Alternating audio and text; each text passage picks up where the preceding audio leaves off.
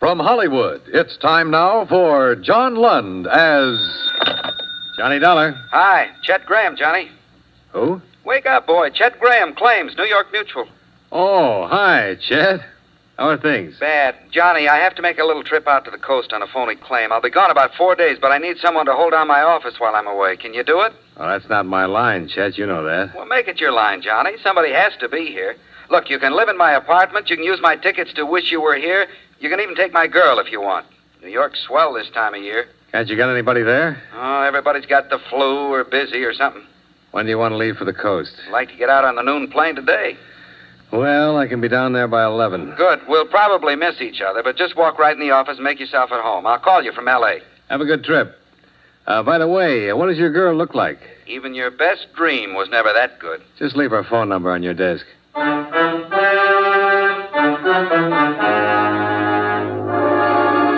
John Lund, in a transcribed adventure of the man with the action-packed expense account, America's fabulous freelance insurance investigator. Yours truly, Johnny Dollar.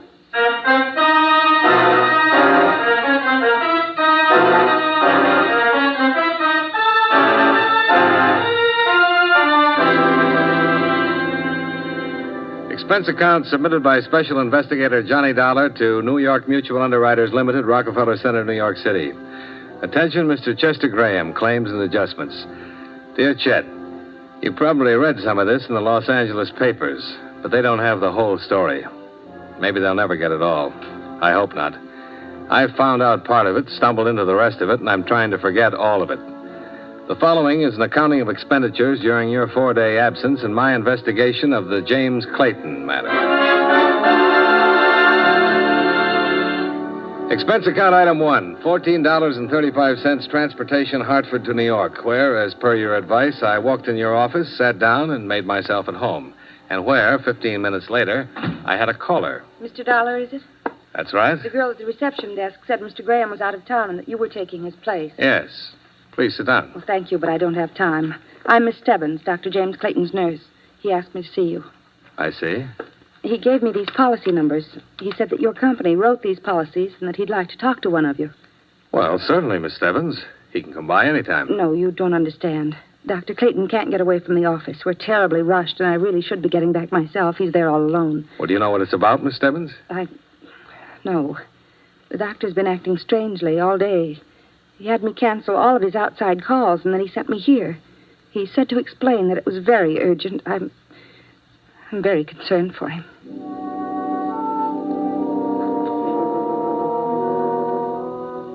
The tall, pale brunette girl in the crisply starched uniform and cape was certainly concerned about something. She bit her lip, forced out a wan, unprofessional smile, and started to cry. I pretended not to notice all this as we got on the elevator and went down into the street. However, 10 minutes later, when we arrived at a suite of offices in the Pelroy building, I had to notice Dr. James Clayton. He met us at the door. Most of his costume was medically correct, white coat and carrying a stethoscope in one hand. But in the other, he brandished a .32 Ivor Johnson. The safety was off. Oh, it's you. Yes, Doctor. This is Mr. Dollar from the insurance office. Claims investigation? Yeah? Oh, fine. Jane, this would be a good time for you to get some lunch, don't you think? Well, Doctor, I have all of those lab reports to No, write. go ahead, Janie. Like a good girl, I want to speak with Mr. Dollar alone. Of course, Doctor, if you say so. Goodbye, Mr. Dollar. Goodbye. Come in, Mr. Dollar. Sit down. Very fine girl, Jane. She's worked for me a long time. Very fine. Do you always meet her at the door with firearms, Doctor? Oh, this. Well, all I can say is this is a ridiculous mess. My life's been threatened by a man who has definite homicidal tendencies. This, I don't even know how to load it. I look foolish, I suppose. A threat on your life, Doctor, comes under the heading of police business. I know that very well. And I would go directly to the police, only... Well, it is a delicate matter. You seem dubious already. No, just curious. Go on, please. Well, several months ago, I attended a patient named Florence Harmon. A thorough examination disclosed that her poor physical condition wasn't based on any organic disorder, but rather upon an emotional instability. Now, this, I finally discovered, was brought about by her marriage to an erratic, ruthless, ill-tempered man, Benjamin Harmon. I could only advise that she divorce him immediately. Well, that's somewhat extreme, Doctor. Are you always certain of advice like that? Well, in this case, there's no other answer. I approached Mr. Harmon on the subject last night at his home. I explained that Mrs. Harmon's health, her very life, is in jeopardy. And more's involved here than keeping intact a union which has nothing but legality as a binding force. I see. But Mr. Harmon doesn't care for semantics, huh? He attacked me. If it hadn't been for the assistance of Mrs. Harmon and a servant, he might have choked me to death.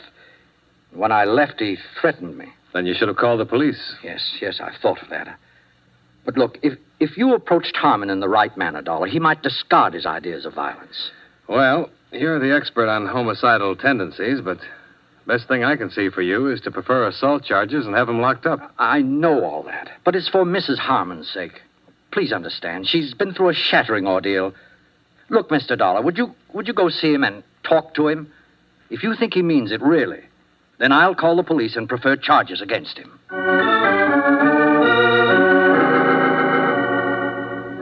The Harmon residence was in Westchester, a story-and-a-half colonial with all the trimmings. There was a 51 Cadillac in the open garage and a 52 Ford station wagon in front of the house. Yes?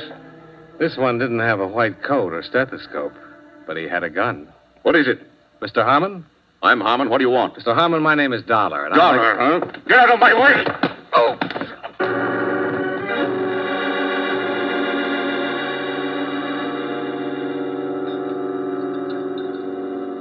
Here, Mr. Dollar. Drink this. Easy now. Oh. Take it, please. Oh, you had quite a blow. Try a little more. It should make you feel better.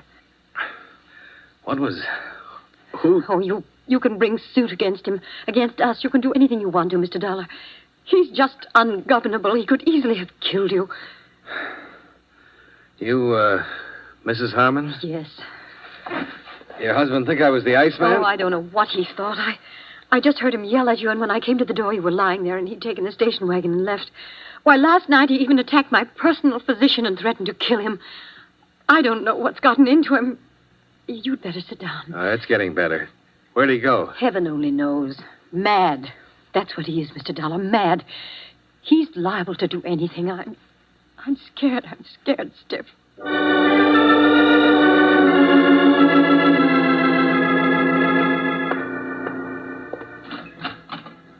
I called Dr. Clayton, who promised to notify the police. It was about 5:45 when I got back to his office. A broad-shouldered man in a tweed suit was in the reception room. Hi. You Dr. Clayton? No. Hey, don't I know you? I was thinking the same about you. Wait, Dollar? Yeah. Tom Bassman, Central Division. Oh, sure. How are you, Tom? Fine. Hey, you must be the one.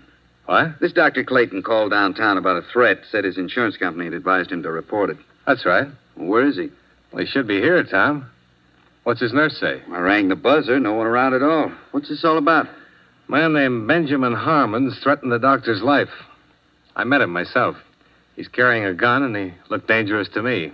I just came from his house. He's still there? No. I better phone in and get a pickup out on him. When the doctor shows up, I'll get a complaint. Oh, hello. Hello. Why, Mr. Dollar. Hello, Miss Stebbins. Is Dr. Clayton here? This is Sergeant Bassman. We want to see him ourselves. You're a police officer? That's right, miss. I heard him talking to you on the phone. Is anything the matter? Just want to see him. Well, goodness, he sent me out to pick up these things. He was here when I left. Oh, What? perhaps he had an emergency. Well, is there any way we can find out? Well, if he had one, it would be right here on the pad, because I always have to know. Oh, that's funny. What? He's on an emergency call, 1213 Alessandro Street. Can I see that, please? Uh-huh. There's no name on this, Miss Stebbins. Do you recognize the address at all? No, I don't. The doctor just wouldn't take a random emergency call unless it were very unusual. This might be unusual. Dollar, how bad off did you think Harmon was? Mad. Had a gun. Cracked me. Plenty rough. Well, this is in the warehouse district. Think we better go down there? I think so.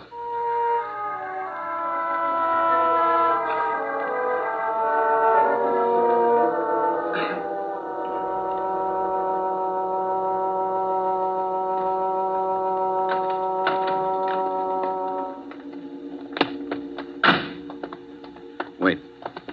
What? 1213. Well, it'd have to be that vacant lot over there. This one's 1240, and the rest belong to that warehouse. Yeah. Tom. That car. MD on the license plate? Yeah. Well, it might be Clayton's. Yeah.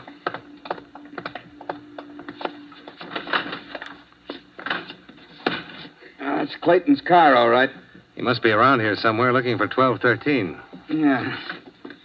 Well, let's have a peek.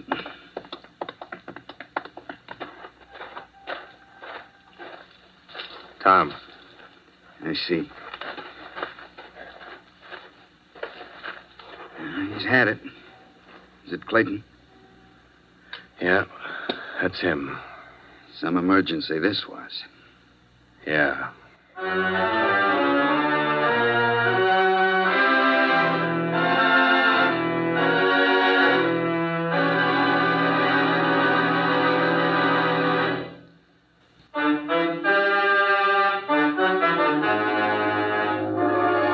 Now, with our star, John Lund, we bring you the second act of yours truly, Johnny Dollar.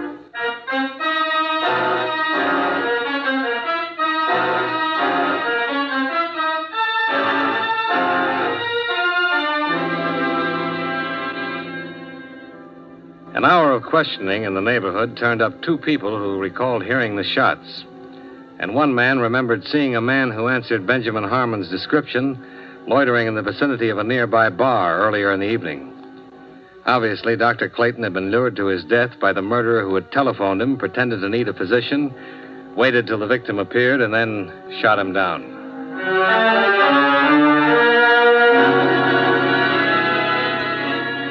Expense account item 3, $11.65. A good dinner, 3 martinis, tip, and thinking at Toots Shores. After which, I strolled over to the Pelroy building. Expense account item 4, $5 even. Bribed watchman. I shouldn't be doing this, you know. Might lose my job over it. I appreciate it. But since you're from the insurance company, I guess you're all right. Just looking around is all. Too bad about the doctor. Nice fellow. Very. What do you think you'll find? A policeman been here till almost an hour ago, poking around. You know if they found anything? Sure. Well, what? Doctor's emergency kit. Heard him say he didn't take it with him when he went out on that emergency. Don't be too long.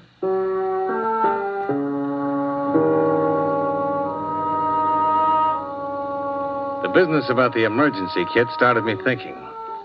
I opened Clayton's file drawer and skimmed through every patient's name from Abbott to Zabrowski. He'd been a thorough man, and from all evidences operated an efficient medical office. However, he had no medical history in his files on Florence Harmon. There was nothing to indicate that she had ever been a patient of his. On the other hand, there was an entry a year before which showed that he had examined, treated, and discharged Benjamin Harmon as a patient. I think these two developments supplied me with all of the curiosity I needed for a while. Nurse Jane Stebbins' home address was duly noted on Dr. Clayton's phone book. Oakdale House. Surprisingly enough, on Oak Street. Special rates for nurses, room 210.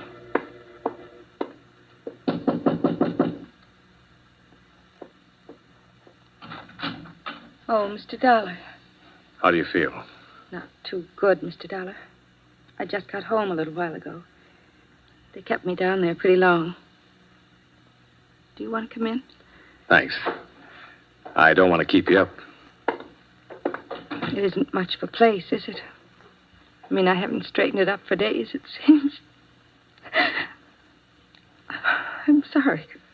Things like this aren't easy. I know. Don't apologize to me. Sit down, Mr. Dollar. Have they caught Mr. Harmon yet? No, not yet. Miss Stebbins, you worked for Dr. Clayton a long while, didn't you? 5 years. Then you should be able to tell me who he was going to marry. Marry? Well, I didn't know. I have no idea. He'd already made arrangements for a honeymoon. Honeymoon? Look, reservations on the Ile de France for next April. I found them in his desk drawer. Confirmed to Dr. and Mrs. James Clayton. Well? What difference does it make? I don't know. Seems strange that you've been with him for such a long time and didn't know about this. Or did you? All right. What about Mrs. Harmon? Well, Look, Miss Stebbins, things are wrong all the way down the line about your doctor's death, about what happened before it. It'll come out sooner or later. I suppose it will. It's awful to say this, Mr. Dollar, but Mrs. Harmon was the only one Dr. Clayton saw socially. And she, of course, is married. Of course. And the good doctor advised her to get a divorce.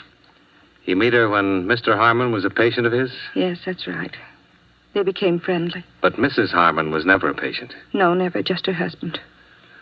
What can you tell me about Mr. Harmon? Well, really, all I know is he came in to see Dr. Clayton a few times. Over a year ago, I guess.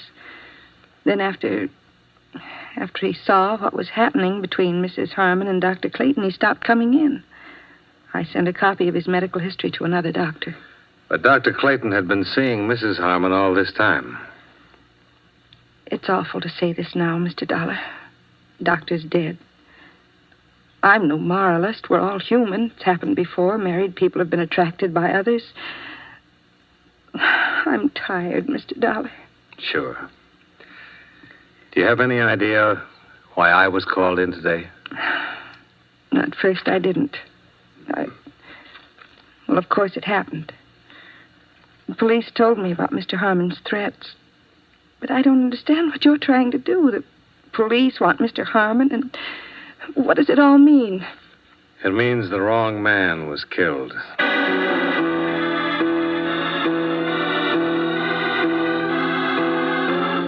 Please, Mr. Dollar. I should have tumbled to it right away, but your husband fit the part too well. Now, look here. I've been through quite enough today with the police looking for Ben. I don't have... You and Clayton. I was going to be the star witness when the state tried him for shooting your husband. Whatever I said as a material witness would back up his self-defense plea and get him off on a justifiable homicide. Isn't that it? I tell you, I won't listen. And you and the doctor would sail to France and live happily ever after. What's the matter? Wouldn't your husband give you a divorce? You won't listen. Go ahead. If you say it's that way, Mr. Dollar, and you know everything, I know you know everything, then it must be that way. Yeah, only it got fouled up. Your husband did shoot your doctor boyfriend after all. Get out of here. Get out of my house. You can't prove anything. You're right, Mrs. Harmon. I can't prove anything. Not a thing. They catch your husband and they'll put him away for it. But you have something to live with for the rest of your life. Or maybe you didn't really love your doctor after all. Get out! Get out! Leave me alone! Leave me alone!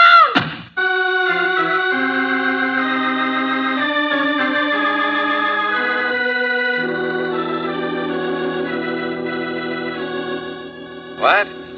Well, that's it, Sergeant. I want to know if people can really get by with this kind of thing in our courts of law. If and when you pick up Benjamin Harmon, will he have any kind of defense? Oh, we'll get him, Dollar. The others I can't answer. What you just told me is really a thing. I don't see how any lawyer can do much for a guy who threatens another man's life and finally guns him down, do you? Supposing I could prove that Harmon was being set up as a patsy, that the doctor was really supposed to gun him down and plead self-defense. Up to the judge and the jury. When we get Harmon, he'll be arraigned and indicted on first-degree murder charges. Don't worry about that. And if it goes that far, it generally means he'll get the works. After all, we're pretty sure he shot and killed the doctor. Hang up, Dollar. Huh? You still there, Dollar? Hang up or I'll blow your head off.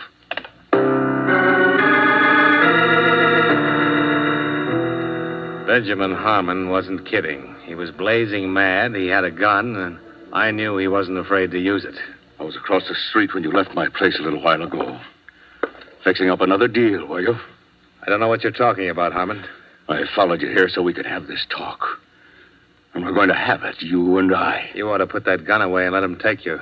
They'll shoot you down if they see you. Nobody's going to shoot me down, not yet. Now, where's your office? Hartford, Connecticut. I mean here. Where do you practice here? Come on. I don't practice anything here. My office is in Hartford. This apartment belongs to a friend of mine. I'm standing in for him here while he's out of town. Where's his office? New York Mutual Liability. I mean his law office. I want to get down there and see how much... Hold on now. I'm not a lawyer. My friend's not a lawyer. We're insurance investigators. Where's the office? I tell you, Listen. Clayton called me this morning and said a lawyer named Dollar was on his way over to talk to me about divorcing Florence. If you hadn't started swinging that gun butt around, I'd have told you why I was there. I think I know why Clayton called you and told you that, but I don't... You and he were trying to pull something to take my wife away from me. I know that much. You're wrong, Harmon. I didn't know anything about that. Nobody takes my wife away from me. Now, that's the kind of temper that got you in all the trouble you're in. Look, you can shoot me here and I'll be number 2. But they'll get you real easy here. You know I didn't kill Clayton? How do I know you didn't kill him? You threatened him. Half a dozen people heard you threaten him. I have an idea why you did it, and you might have been right, but murder for any reason... Shut up! You're in on it somewhere. You know who did kill him, and you're going to clear me or I'll whip it out of you, Dollar. I'll whip it out of you! Why, you crazy...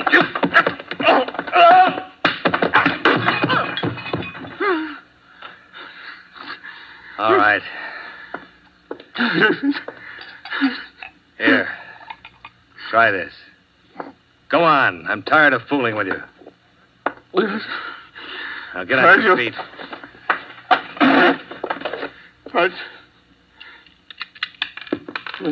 Well, you got 1 point in your favor. This gun hasn't been fired. Do you have another one? No. Here, take another drink. Now, you have a chance to talk to me right now. I don't think the police will be interested in much you have to say. I wanted to kill Clayton, but I didn't. Nobody will believe that. I know I've got a temper, and I've tried to control it, but I didn't kill him. I'm not impressed with that. I want facts. Where were you when Clayton was shot? How do I know? I didn't know what time he was shot. Say between 5 and 6 today. I was out getting mad. Fried. Where? Who saw you? No. After we met, I was so sore, I jumped in the car and went out and bought myself a jug. I know it sounds crazy, but I spent most of the time just sitting in the car down by the docks, just drinking and thinking and getting mad. I don't know what it was. I don't know when I walked over to the saloon, phoned Clayton. I told him I was on Alessandro Street and to come on down. I wanted to have a showdown. You mean you wanted him to come down so you could kill him? Maybe I did have that on my mind. I don't know. I waited an hour or so, but he never showed up. When I called back at his office, nobody answered. So I climbed back in my car, and that's where I heard about my being wanted for killing him. It was on the newscast. I didn't do it, Dollar. I swear I didn't. The others I knew about, and I didn't kill them. What others? Florence always had other friends. I guess I don't love her anymore, but I don't know. Maybe I hate her for all of it. When a man doesn't let part of his life walk away from him, I wouldn't give her a divorce. If I had let her get away with it, it would have been too much for me to hold. Even though you didn't love her and you knew she didn't love you? Yes. That sounds stupid. Maybe. I loved her once. She loved me the way two people only love at certain times. Hell, no sense yet. I'm not well, Dollar. Clayton gave me a year. Another doctor, 18 months. Finished anemia. The two of them could have waited at least till I was dead, couldn't they? Couldn't they?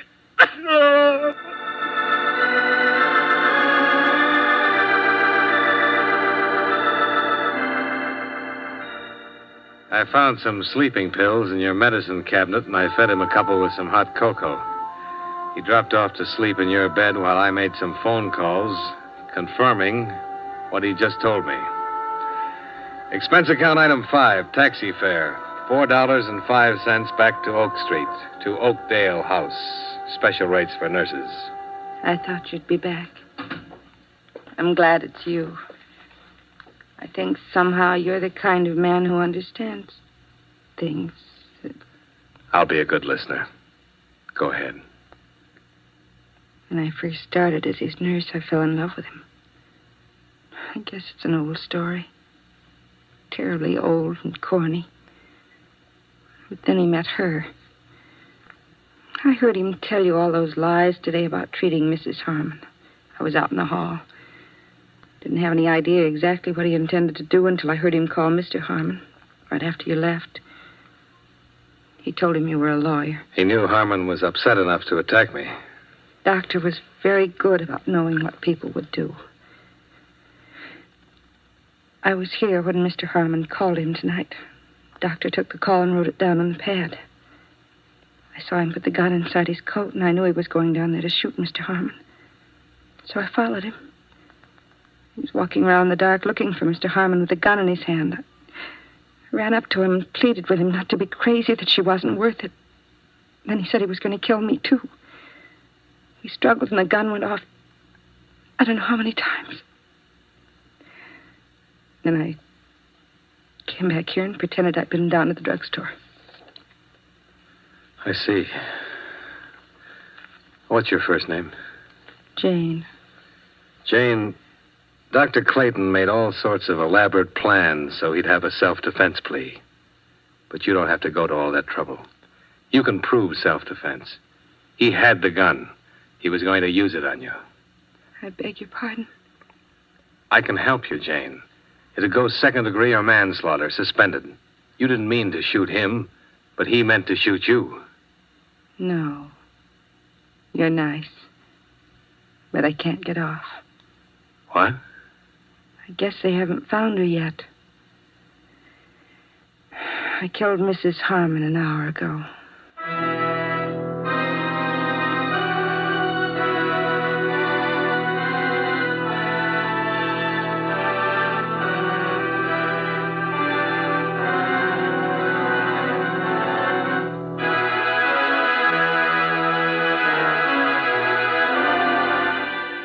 Expense account item 6, same as 1, transportation back to Hartford. I didn't spend any other money, Chet. I didn't meet your girl, and I didn't see the musical. I didn't go anyplace. I just sat in your office and looked at the walls for the next 3 days. I'm leaving this where you'll see it when you come in tomorrow morning. Settle up and don't call me for a long time. A long, long time, if you call at all. Expense account total, $56.35. Yours truly, Johnny Dollar.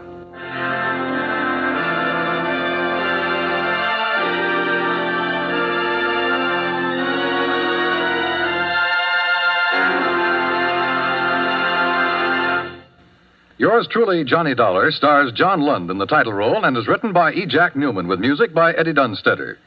Featured in tonight's cast were Victor Perrin, Virginia Gregg, Joseph Kearns, John McIntyre, and Jeanette Nolan. Yours truly, Johnny Dollar, is transcribed in Hollywood by Jaime Del Valle.